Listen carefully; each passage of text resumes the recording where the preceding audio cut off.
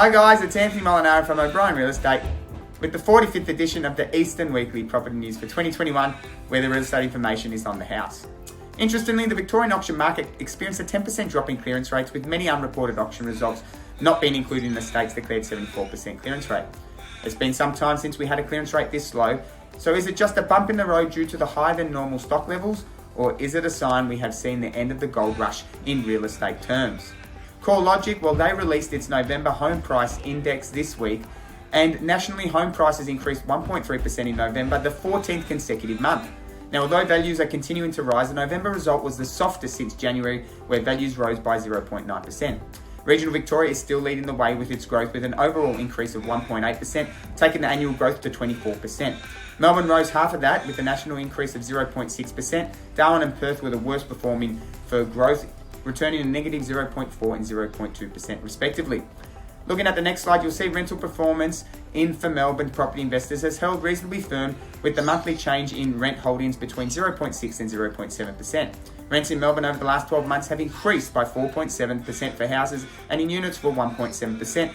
But let's bear in mind, in July 2020, rents of units in Melbourne were down by 16%.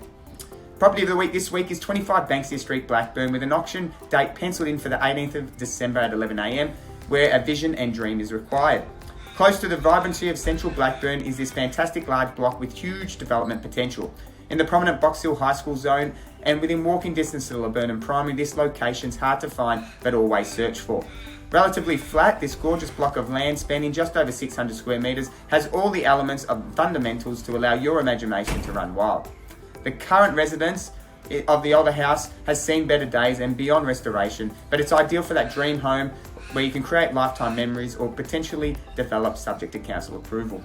Moments away from numerous bus routes and Laburnum train station, as well as being close enough to Blackburn South Shopping Precinct, Forest Hill Chase and the hub that is Box Hill Centro, your shopping and public transport needs are easily met. The choice of Kalang Park, Blacks Walk, RHL Sparks Reserve or Furnace Park provide the choice for Sunday strolls, and the Eastern Freeway your commute to Melbourne CBD. Be quick and snap up what surely is one of the most tightly sought after pockets in Blackburn. Now, the main news edits this week have been the ABS September quarterly data reveals company gross operating profits was again boosted by government stimulus with a 4% increase.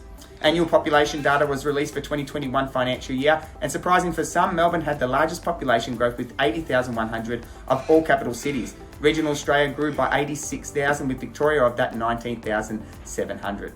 And lastly, total dwellings approved with building approvals fell by 12.9% in October.